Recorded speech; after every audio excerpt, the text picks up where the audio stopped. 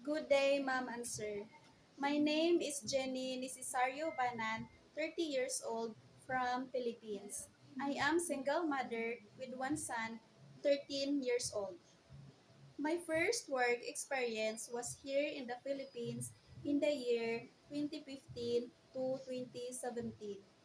They are four members of the family: the father, mother, and two children, ages 6 years old and 2 years old.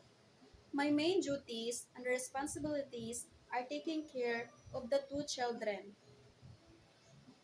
doing house chores, cooking, cleaning, ironing, washing dishes, and more. My second employment was in Kuwait in the year 2017 to 2020. They are four members of the family: the mother, father, and 6 years old and 6 months.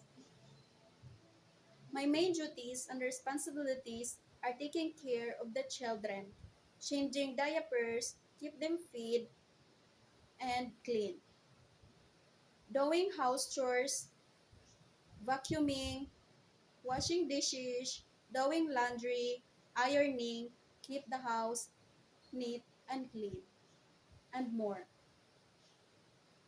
My third employment was in Qatar in the year 2021 to 2024. They are four members of the family as well: the mother, father, and two children ages 7 years old and 6 months old.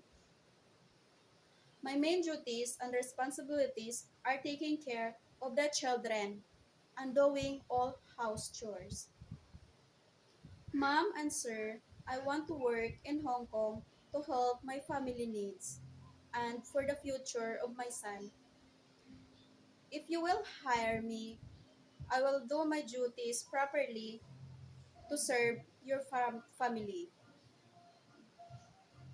I am hardworking, trustworthy, and I am ready to adapt new things and learn to improve my work. I promise to finish my 2 years contract as you need my service. Thank you and God bless.